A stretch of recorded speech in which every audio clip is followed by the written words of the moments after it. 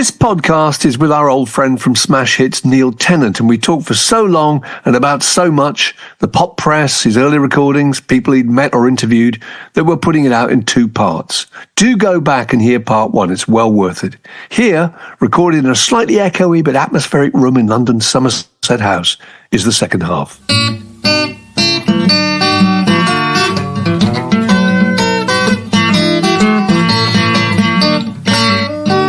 You're listening to a podcast from The Word. We were talking about this the other day. You mentioned it, the gay thing in the 80s, in the early 80s, was not front of mind at all, was it? Well, was it? Well, I don't remember it ever being talked about in the Smash Hits. Well, identity.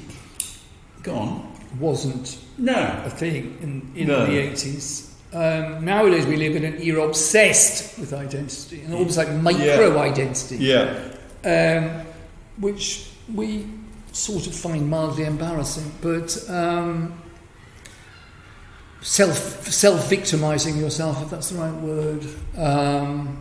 In the 80s that just didn't exist. I've seen people online saying, aren't you ashamed that you never had anyone black on the cover of Smash Hits? Not true. Really? Yeah. And I immediately thought, I wasn't participating in this discussion, otherwise I would have said this, but... Not true as well. But I thought, 1, not true. 2, you had to be a pop star. Who were the black pop stars? Well, firstly, the Specials. I, of course, did my third cover feature was the Fun Boy 3. Two of them were black and they were on the front cover. Yeah. Although, did we just put Terry Hall on the front cover? No. There was one time when there were 3 of them were, and then there was one time with Terry Hall. Terry Hall with the pop book of lists were written. Yeah. That's right, Links, you were a huge fan of Links. Yeah. Links. Musical Youth. Youth. Donna Summer. I mean, if you look at very early Smash Hits, Bob Marley's on the cover. Yeah. Michael Jackson on the cover. Yeah. Well, of course, we did put Michael Jackson on the cover anyway. Your famous interview. Do we put him on the cover? That wasn't on the cover. It wasn't, and I'll tell you why. Because when I did that, which I think was in the autumn of 1982, we weren't 100% convinced it was going to be a huge hit. We had no idea. We liked the record, but we weren't quite sure. Which record are we talking about here? This is Thriller. Thriller. Now, am I right in saying... Thriller, yeah. I mean, we thought it was great. Off the Wall had come up. So Off the Wall, I remember I reviewed it for Sound. It's given a really good review. It's a great album. It's a great album, and it was a huge seller over quite a long period of time.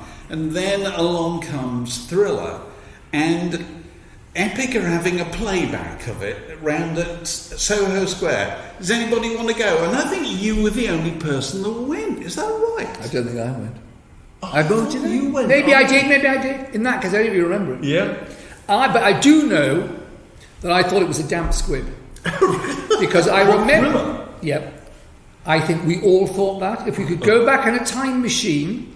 Firstly, it doesn't chart that high and it doesn't hang around. Because it starts with a rubbish single, doesn't it? It has. The Girl Is Mine. Oh, The Girl Is Mine with Paul McCartney. That was the first one. That's right. Says it quietly. That is bad. In case Paul McCartney. Yeah. The Girl Is Mine. Sorry, Paul. He's everywhere. I remember doing a personal file with Miranda from the Bell Stars, who I always got on well with. Right. I always liked her. And we both discussed on the personal file thing how, it's not doing very well, is it, my new Michael Jackson album? Really? And remember, it was turned round by the Motown thing. Billie Jean, and also the video, and also the break, these moonwalking thing. Because I can remember writing up the interview, and it was an option for the cover, wasn't it? Why do you think you got the interview? Why did we get it? It needed help. They were desperate. Because... Although it was the last interview he did, apart from one tiny little phone with the Daily Mirror, about 2 years later. It was actually the last interview he did, because after that he didn't need to do one again. Extraordinary. Yeah. Anyway, that was what I read online about Smash Hits covers. But I guess predominantly it was white people, but I guess pop was probably white. But anyway, we're talking about identity. We're talking about identity. Yeah. Now, the gay thing's interesting because the gay thing came directly into pop with Not with Boy George. No, that's huge. Who was, as we would now say, closeted. Yeah. Having an affair with John Moss.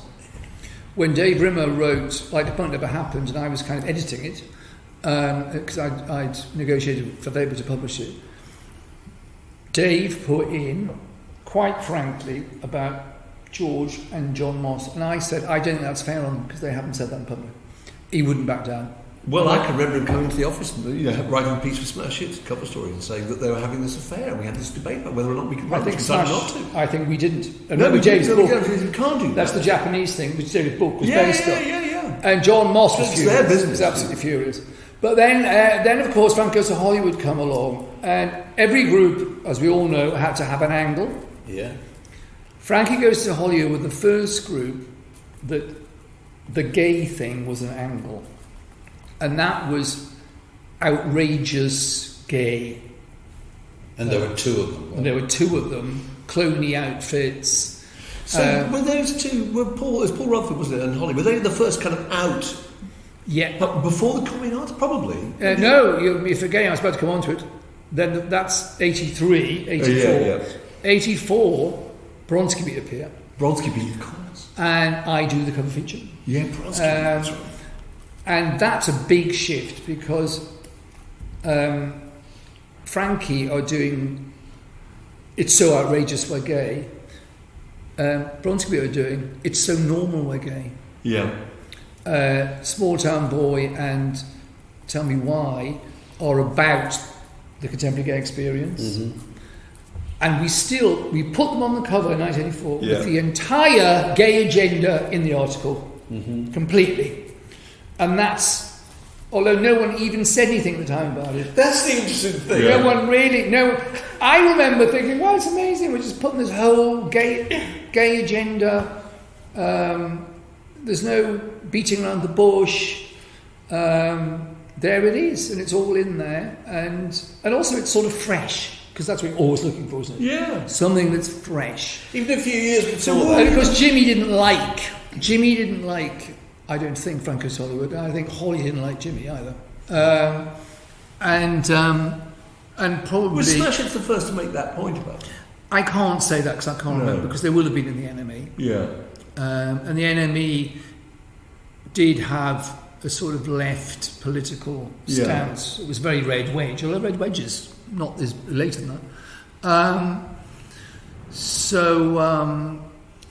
But that was their. But for us, that was their unique selling point. Was the gay thing. Actually, it was a fantastic decade because it allowed people just to feel. It was accommodating, wasn't it, to all that? You look back at it was Bowie also very, and Elton John. I mean, they were both put in positions where they said things that were kind of untruthful about themselves. They were under pressure. Elton John said that he was bisexual, which wasn't true. And David Bowie said he was gay, which wasn't true, he was bisexual. So, they both... George Michael said he was straight, which wasn't true. Which wasn't true. And we all knew. We all knew. We didn't. Did we? We didn't all know, actually. No, we suspected it. I always suspected it. Yeah. And Boy George used to have a horrible joke about George Michael. Why is George Michael's got a sun tan? Actually, I can't remember the joke now, sorry. Oh, no, I can remember the joke. Why hasn't George Michael got a girlfriend? Because you can only get one person on a sunbed. Whose joke is that? Boy George. Boy George. Because Boy George used to say a lot of things about George Michael, and they actually, I believe, became friendly. I remember Fat Tony, the DJ, telling us that he and Boy George had gone around to George Michael's house, and it was really nice, and they all had tea together. I think it was all very nice. But nonetheless, it still wasn't. You were still fighting a crusade in those days. Yeah. Chris and I went to the famous Pits Perverts gig in 1984, where the miners' strike's on. So I remember all of this stuff is going on. Pits and Perverts, where the gays had a benefit concert for the miners, and the miners' wives came. Is that what that film Pride? The film Pride ends with it. That, yeah. And Chris and I were actually at this concert at the Electric Ballroom. And it was quite moving when these miners' wives from the Northeast or something came on and thanked everyone. And Bronski Beat had just played, and there'd been other stuff on. It was an amazing thing. That film's quite a good film, actually. It's worth seeing. Just because of the meeting of two worlds, this sort of radical London gays and who would call themselves queers now, and the mining. Yes. Yeah. It's change of the language is the thing throughout the years. It's just constantly, what you can say changes absolutely all the time, doesn't it? Just regularly. Yeah. It does. It changes. It changes hugely. Queer You is an talked absolutely about okay skinheads word. earlier. I don't know if I've ever told you this. When I was sharing a flat with a bunch of guys in Wood Green in 1970, 71 or whatever, one of them came out, was very active gay, with the Gay Liberation Front and so forth. Actually took me down to the Camberwell Tavern in Union Tavern in Camberwell, where there was a skinhead evening populated by gay skinheads in the DJ called Sugar Boots. When was that? 71. Wow. That was going on.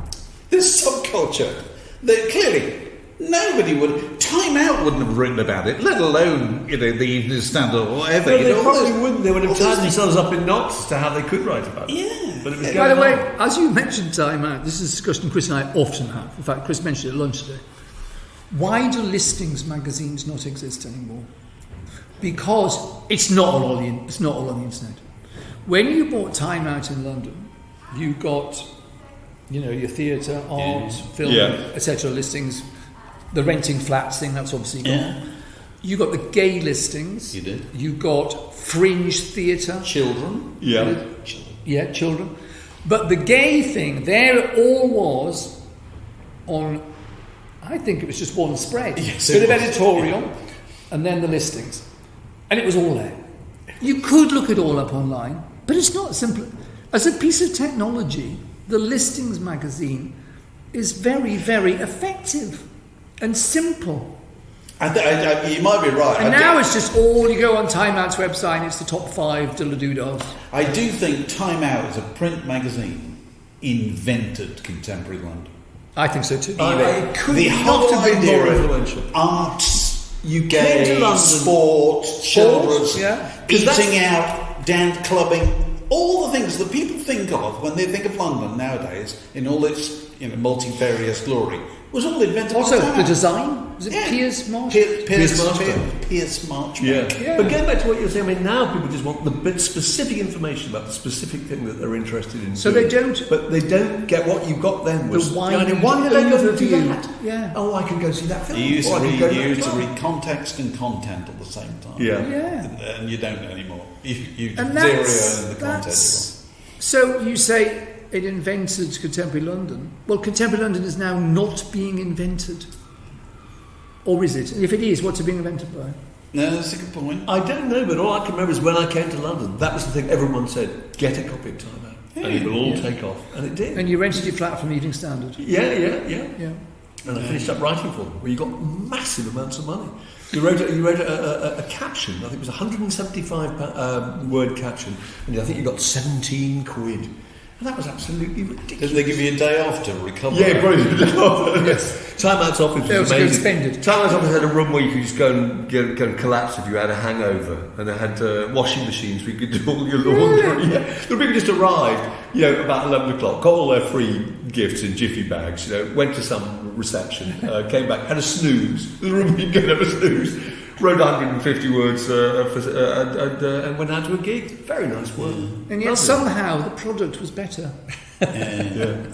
It was good. So what was your best moment? What was your best moment being a pop star? It's too wide. I mean, Oh, well, what's come into my head is appearing on Soul Train in America there you go. Wow, that's good. and being interviewed by Don Cornelius. Yeah. And then you have the kids dancing behind you. All the kids, all the great down. They had sort of lead dancers and everyone else. Yeah. And Don Cornelius comes over and Chris does quite a lot of the talking actually. And why you guys called? The Pet Shop Boys. And Chris says, "Oh, it sounds like a hip hop band." And he says, "You don't look like no hip hop band to me." And Chris goes, "What do you mean?" And everyone dancing to West End Girls, "You love comes quickly." And he says, "We like you. You're very cool. And it just being on that, I think we wanted to be on it because David Bowie had been on it in the 70s. Yes, yeah, brilliant. But it was actually West End Blues was a huge black in America, played on black radio stations. And anyway, I just remember that being a very exciting moment that seemed like you were literally on a different planet somehow.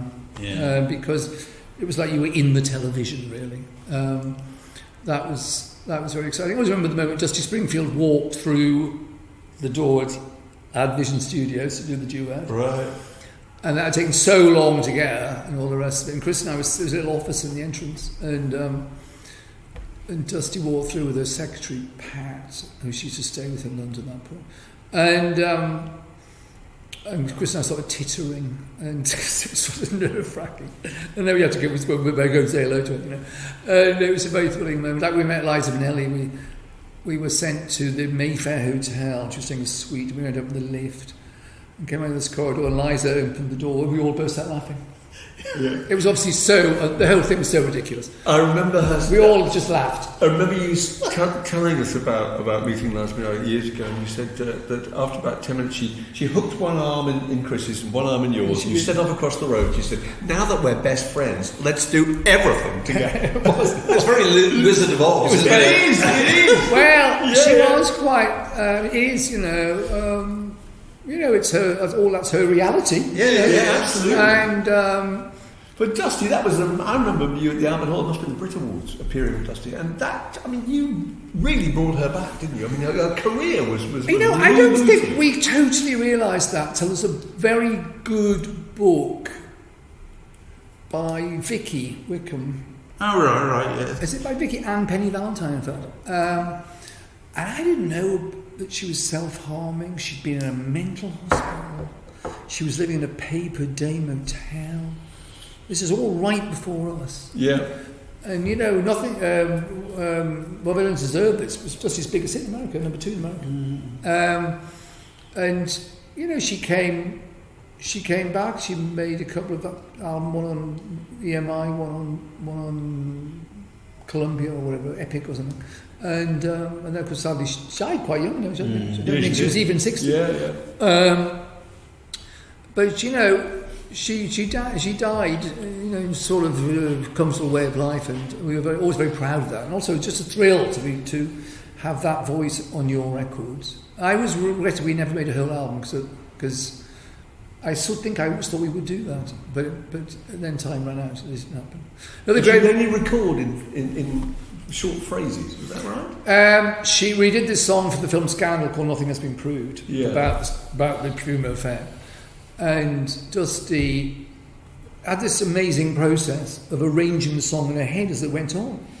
She famously gave, who produced Dusty in Memphis?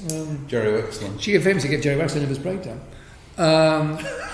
And the first line of the song is, "Mandy's in the papers because she's tried to go to Spain," which is about Mandy Rice Davis. And it's a great intro. Just see how it played massively loud, how she had me hearing, massively loud in the headphones. Got a cup of espresso and a cigarette, and she goes, "Man," the first syllable. That's right. First syllable, "man." okay, let's try that again. And I looked at Julie Mendelsohn as our co-producer, and I said, it's going to be a long night.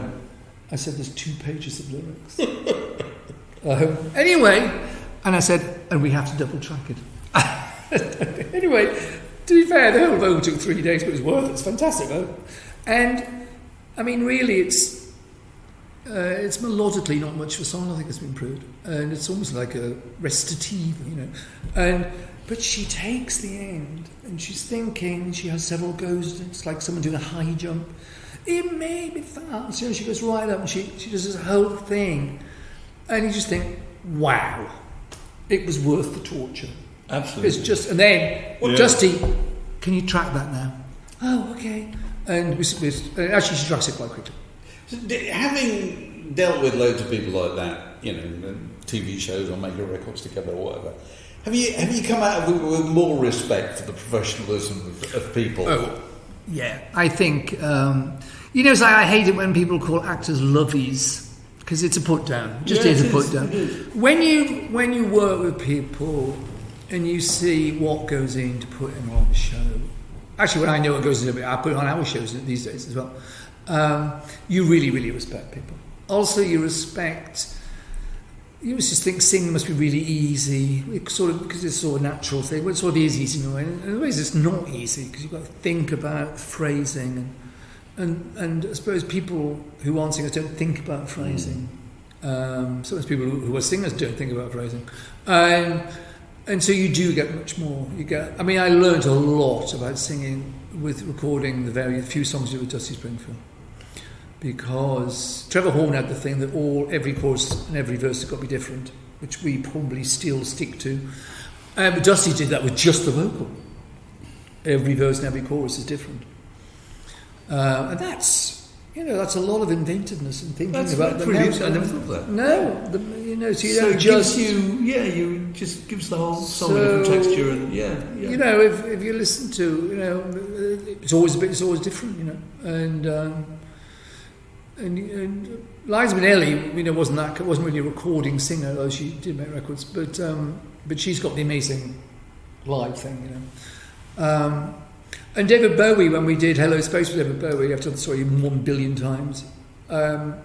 He had the song Hello Space Boy, which was kind of noisy thing on his album, but I always thought it. Which you did on the Brits, didn't you? You did on the Brits. Yeah, I remember. But it had. He was wearing amazing high heels. By Catherine Hamlet, yeah. And it had two his great themes: sexual ambiguity and space in the same song. And so Chris did a new backing track, and we took bits from other tracks on the album, And then Chris said, "Well, there's only one verse. You're going to have to write another verse." And he said, "All right." He said, "I know David Bowie would cut it up." And so we thought, "Oh, that's a good idea." So we cut up Space Oddity, and Bowie phones. "How's it going?" Yeah, well, there's only one verse, So we've cut up a verse from Space Oddity. Silence.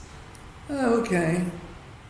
Anything good? I said, well, I hope so. He said, yeah, sounds like it better come in. And then he was not very happy about it at all. And he came in, we played him the demo and he loved it. And he said, but you've got to sing it.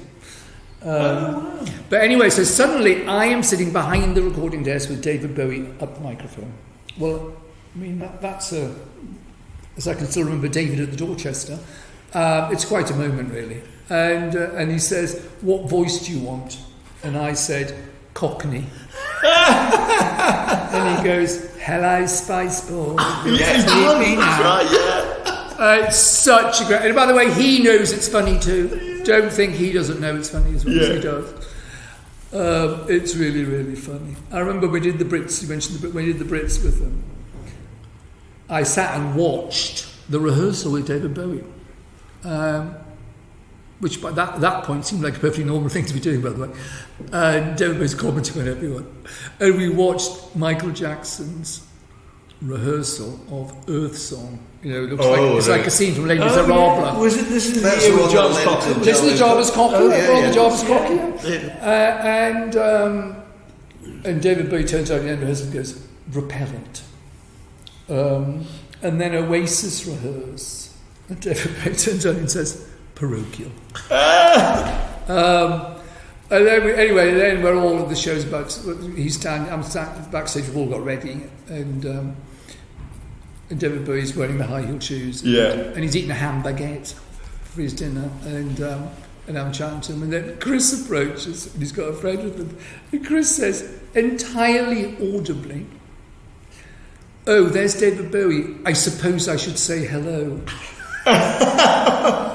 And David Bowie chuckles ruefully and says, "Hello, Chris." And Chris's friend, who's with blushes. It was really, really funny. It was really funny. Fantastic. Did you and I, apropos of nothing, did you and I go see Joni Mitchell at Wembley? I thought I went with Birchie, but maybe we all went. Because it was 1983. It was a great concert. It was a great concert. I mean, I'm a huge Joni fan. In fact, funny enough, I think we did. Yeah, I remember going. It was the only time I've ever seen her. I met her, of course, famously it's in one of Chris Heath's books. It was Oscars night in LA, and we were about to play in LA. And in our hotel, the Mondrian Hotel, there was an Oscars party. And we used to have this guy working for us, I think he met called Denton. Big, black guy, who was very, when we went in, suddenly Denton just grabs me and says, "Stephen, I want you to meet Neil." And Stephen says, "Love your music. It's Steven Spielberg." And he's with Mickey DeLenz. Oh, fantastic. Anyway, and I say, "Oh God, Joni Mitchell's here." Anyway, 20 minutes later, Denton suddenly brings Joni Mitchell and sort of dumps her down in front of me. And she's had quite a lively evening because I think she's had a few drinks. And I said, "Oh, I love your music." She says, "Oh yeah, I like your videos." And I thought, bitch. That's a bit catty, isn't it? And, did you melt and tell her how much you... Anyway, I did. Anyway, she was not... I could tell she had other agendas to follow that night. And anyway, it was a thrill to meet her. I have to say it was a thrill to meet her. She looked wonderful. Right. She looked really sort of Joni and sort of sexy. And was... Dave and I both have signed pictures by Joni Mitchell. I just had mine reframed. Yeah. God. It's a print. She Why didn't I was get slightly one? down the dumper at one period, but she put out a record. I take mine to Doggy be Dog. reglazed. I remember. We went to the... That was probably around about... No, I remember whoever doing the PR, it wasn't BC, at Warner's had heard that I liked Joni Mitchell, and and Joni Mitchell fans were thin on the ground. They were. So we got free tickets, of course, to the concert. Yeah. But I didn't get a signed picture. We got a signed picture. We got it through. My youngest son has it in his flat. We, of course, met Abba. We did. It's a picture. It's a terrible picture. Where is that picture? I think it's even online somewhere. It is. Jonathan Morris is probably it's a fantastic. Jonathan. I've annoyingly got my eyes closed, just because you blinked at that moment. We all look pissed. We do. I think I'd gone there to interview Abba for the Smash Hits flexi disc. I can remember. I think that's what it was. Well, no, they had a reception. It was nice. It was for the greatest hits. Yes, it was. There's a strange church still there. Yes, off Sloane Street. Yeah. But I went with Birchie, which is very unprofessional. When Ian Birch, interviewed Frida for her solo album, she was at the Dorchester. I keeps returning to this conversation. And I said, "Oh, can I go with you?" And so both of us went. And really, I just sat there while Ian interviewed Frida, and she was so glamorous. And she was like something out of the Bergman movie. She says, "Yes, I live in an island off the coast of Stockholm. It's very quiet. Sometimes I might fly to Paris to buy some clothes." And I thought, "Oh God, this is so glamorous." That's a song, Neil. And you've got a new record out. We've got a new record out. I love the track. I have to say, there's a track on there called, I think it's called New London Boy, and it reflects back to what we were talking about earlier, because it's about you, I presume, about you coming to London. It's me about coming to London, that's and listening to Roxy and listening to Bowie and Frightened Skinheads and all that kind of stuff. It's all really, really all good. There. I love your songwriting stories. Thank you. No, storytelling songs. I keep saying journalist, it takes place between verses 2 and 3 of Being Boring. Because Being Boring is about coming down to London, then it goes to the present. Yes. So this is having come to London, what it's like. Because when you first come to London, you're 18, I was sharing the flat with two friends in Tottenham. With your copy of Time Out in your back pocket. With a copy of Time Out. In Tottenham? Tottenham, Mount Pleasant Road, Tottenham. Yeah. 324 Mount Pleasant Road. Actually, weirdly, last year, on the spur of the moment, I looked it up. And the house we used to live in was for sale. It was funny. I thought, well, I can buy the house we used to live in. I don't need to live in Tottenham. And it was really exciting because we came down from Newcastle, we moved to Tottenham, and the street we lived on was almost entirely black. Mm-hmm. And to us, this was incredibly thrilling, and all reggae pumping out of everywhere. Yeah. And it was really, really. So, what year are we talking about then? 73. Right. Beginning of 73, and we had dyed red hair, and I went to. You had dyed red hair. Dyed red hair. Huge Bowie fan. That's a Bowie thing. Yes.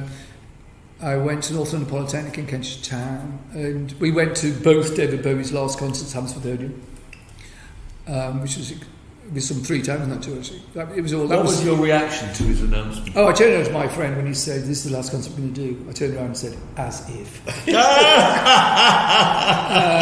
How right you were. How right I was. Yeah. But actually, he would say, "Well, I was just saying about the Ziggy Stardust." It was a very exciting time in London in those days. We used to get dressed up on Saturday nights and get the bus to Seven Sisters Tube Station, go running down the new Victoria Line escalator, and we used to wear platform shoes. We used to wear women's shoes sometimes because we'd have a competition to see who could wear the highest heels. And so you'd have size 6.5 women's shoes with your feet crammed into the end of them, and you'd go crashing down, the noise it made, crashing down the escalator at Seven Sisters, and get off at Opposite Circus and go to Neal Street, the club that became the Roxy, which was a gay club called Shagaramas. Shagarama. But it was actually spelt Schwag. Was it? Shagaramas. Yes, it was Spanish or And something. it had a picture of a ship, which was what was the Shagaramas reference. And it was what we used to call in those days Jushi. It was before gay men all grew moustaches and started wearing check shirts. So it was the glam rock period where everyone's wearing Oxford bags and silk shirts and it's very flouncy. And it was really, really expensive. But it was where I first heard a 12-inch record. Oh, right. What was that? What was it? Can you remember? Popo's Rolling Stone. Yes. Oh, amazing. The first one. The Undisputed Truth. I thought that was the one before it. Oh, well, it's not what I heard. I'm just saying what I heard. Yeah. Okay. But they played, the whole We Had the album in the flat. The whole side was Popo's Rolling Stone. Probably, yeah. It was like took you on a journey, and it sounded amazing. Really, really, really amazing. It was very. I remember hearing "Walk on the Wild Side" the first time Fantastic. as a dance record. Yeah. And on Saturdays we used to go to Bieber, which just opened. The big Bieber store opened in Kensington High The Street. old Derry and Thomas The old building. Derry and Thomas, and you couldn't afford to buy anything. I went there, and the staff was so unbelievably cool, weren't they? And you could buy, So frankly unfriendly. but you would buy a can of beans. Yeah. A friend of mine still got a can of Bieber beans. Alison still got a pair of Bieber tights still in there at the packaging. Yeah. Never. There's going to be a show never- at the V&A, I think. That's got to be worth something, isn't it? Yeah, not as much as it's worth having at home. So It's a cultural artifact. it's a great cultural artifact. So Fantastic. you're not going to retire? Well, are you? No. No. It's a good answer. I was thinking because you put up a post on Instagram when we did the Radio Times. Right. That was only last year, wasn't it? It probably was last year. It was last year. And you told us, and Chris and I were frankly amazed that it was going on the cover of the Radio Times. I didn't believe you. I thought it just can't. They can't be. And then there we were, and you posted that saying, "I think if we'd known about this 40 years ago, we'd both be surprised it was still in." But why should you retire if Willie Nelson is 90 and still touring? Which he is. I think supported by young whippersnapper. you would Bob retire if you'd Dylan. lost interest. We have, it's. I keep reminding people I'm nearly 70. There is an energy issue sometimes.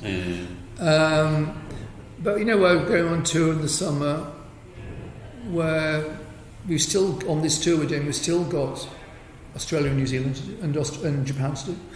We toured North America with New Order. We're going to do our own tour at some point. So there's all these things looming on the horizon. You're in such a wonderful position that people really want to hear the recent songs. They don't just want to hear things you did in the 80s and early 90s, whatever. They just want to hear all the way through. No, it's actually it's not. We just recorded did an interview with Rylan for his Radio 2 show, and he knew the Pet Shop Boys because of his mother. And his 3 Pet Shop Boys songs, you probably won't even know, were Miracles, Flamboyant, and Minimal, which are from between 2003 and 2006. And I thought that was. But isn't that a reflection of how people consume popular music nowadays, which is completely divorced from the original, whatever its original context was? So my children of 30s and 40s, they know all the pop music in the world. They have no idea what order it came in. Absolutely no concept of whether Elvis Presley was before the Beatles. That's right. But they've grown up with it all being there. It's all about. Well, no, it's the thing about pop songs. The whole world of the pop song is a giant, ever-expanding artwork of all of these songs. How many thousands of songs do we know the words to? Or more or less know the words to? and they come and go in and out of fashion, and sometimes if you're lucky there's an obscure one that gets shot to fame, but it's an amazing and creative endeavour. People go on and on writing these songs that, in a way that they didn't in the 18th century. No. Or even the 19th century, where songs were either folk songs or drinking songs or art songs like Schubert. Whereas now... But songs had a different purpose, though. Yeah, that's what I'm saying, the purpose. Yeah. There's endless commentary on life, which I sort of And think is to one of the have main news and functions. tell stories. Yeah. I mean, it's an amazing thing to be part of as well. Yeah. Yeah, I know you were saying people do, but so it's good people want to hear your new songs, because I mean I like the old songs, but you couldn't just do that otherwise. It would just be you'd be a heritage. I mean, people would call us a heritage band probably, but you know the new album we made, which was really easily made, because Chris and I wrote 1 million songs in lockdown, and Chris got me to start programming, which I've never done before, so I could record vocals. We wrote 1 million songs, and we just whittled them down to 10. And we asked James Ford to produce it, who's, you know, very de jour, and of course a fantastic musician.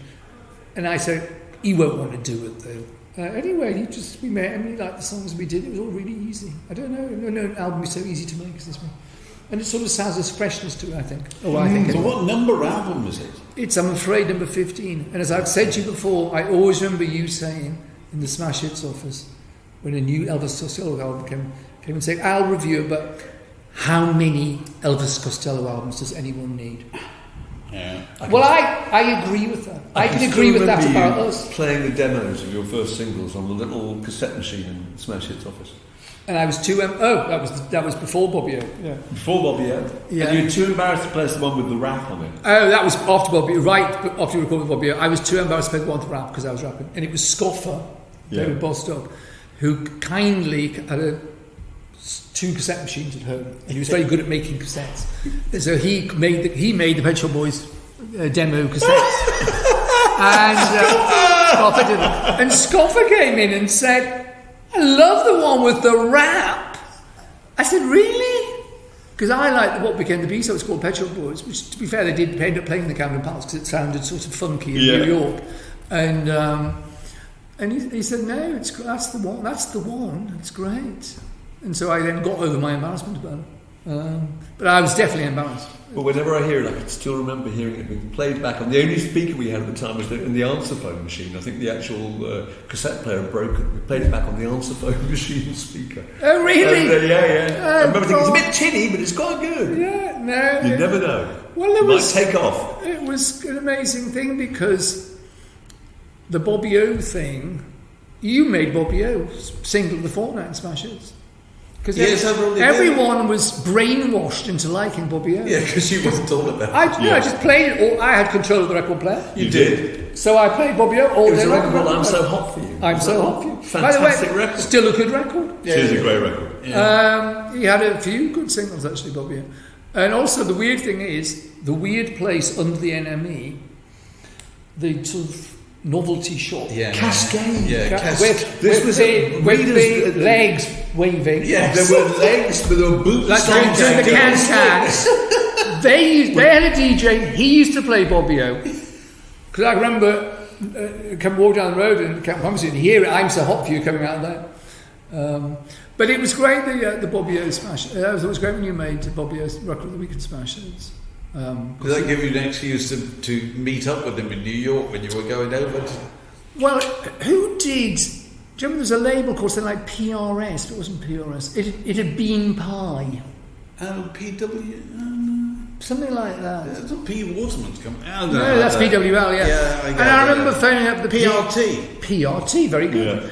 And I remember phoning up the PR there, because I like dance music. And those days there wasn't many journalists to plug dance music to. And I said, I'm going to New York. I want to meet Bobby O.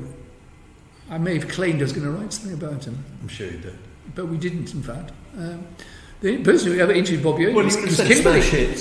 Kimberly wrote a piece for the Face. Oh, really? The only piece I know about is Robbie O. Smash Hits. Yeah. It was Kimberly Lansing.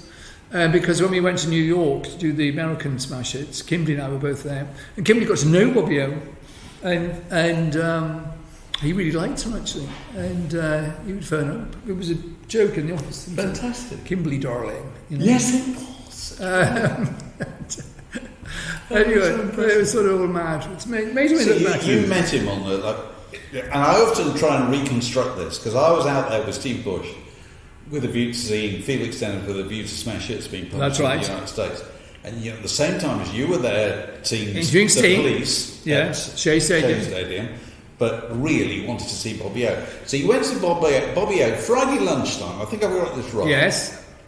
And then you were in touch, and I said, "Come to the Mayflower." Well, not the Mayflower. The Gramercy Park. Gramercy Park. Yeah. Gramercy Park Hotel. Me and Bushy are there. Come over, and you arrive there. 6 o'clock, summer evening. I could still see hot, the sun glinting. Yeah. We got back in there. They put me in a suite. They did, yeah. And I'd ordered a load of cold beers and a huge catering packs of crisps. Yes. And you arrived, and we went, Neil! And he said, "I've been to see Bobbio, and you'll never guess." I said, "What?" He says, "He wants to make a record with me." And we just laughed. I remember you saying you just went. You said it was the most delirious moment. We were delirious for you were there doing smash hits in America. Absolutely. Neil was making a record in America. It was the whole just world. hilarious. And I stayed. You stayed For 2 more days. We all had lunch with Felix Tennant. And Mick Farron. Mick Farron, I do remember that, although I used to forget about it. Yes, Mick Farron. Yeah. Very tall of the counterculture. And we were walking was around New such York fun. with you and Bushy doing this outrageously bad American accents just to annoy me. I would probably still do that. I do that to our manager, who's American. No, that was a real, got to a turning point in your life. Absolutely. So when was that? That was Go on. July 1983. Okay. Because the following month, 40. Chris and I go to New York, end of August. Unbelievably hot New York.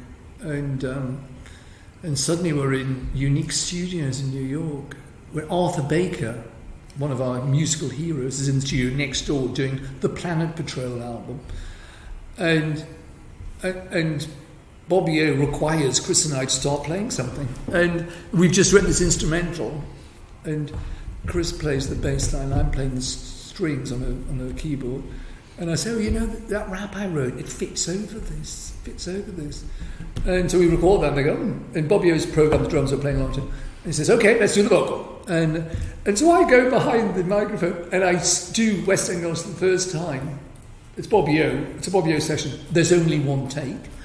And that becomes the vocal of the first version. I do it once.